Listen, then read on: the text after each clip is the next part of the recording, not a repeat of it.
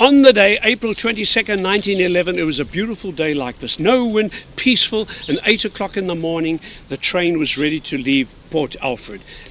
Up they came, and at Bathurst, the train stopped, and Maxwell, the guard, shunted the train off round the corner to the big quarry, and 2 massive wagon loads of nice big granite rock was loaded onto the thing, put back on, and those rocks were going to help build the cathedral in Grahamstown. And there were 54 people on the train. It was full, and just 2 miles from here, Paul Walters just crawled out of the bush. Like you stop a taxi, you stopped a train. Wouldn't it be nice to stop a train? I'd love to stop a train. Stopped the train, got on board, and he made his way through the carriages and sat. There was no more room, and sat in the guards' van with Willie Bombata and Maxwell, the guards. And he no sooner sat down, and he said, "You know, there's something funny. This train is canting." So Maxwell stuck his head out. And as he stuck his head out, he saw the train going over this bridge. And he just opened the door and jumped out. Now, Walters looked out and saw the same thing, got the fright of his life, but the door banged shut and he couldn't open it. He couldn't. So he went to the other side to open that door. Couldn't.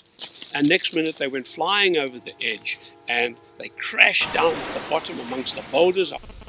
And all he did was get up. And he had a dislocated shoulder and a broken arm.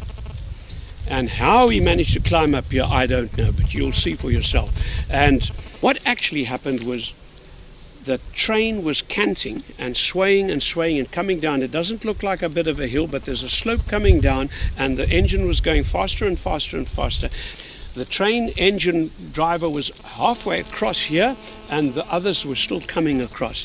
And the wagons with the 2 rocks, the couplings, were wobbling like this and snapped. And the first one crashed and fell onto the bridge. And then all the other things hit onto him and went over. And the 4 carriages that were carrying the people went over. And the guard's van went over. And you must just imagine the shouting and the screaming and the noise and the dust. And the engine driver stopped.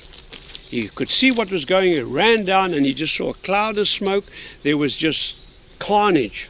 So he got back into his train and he started shunting up to the Belmont Valley to Grahamstown, turned round, and 2 hours later they came back. At the end of the day, 29 people were killed.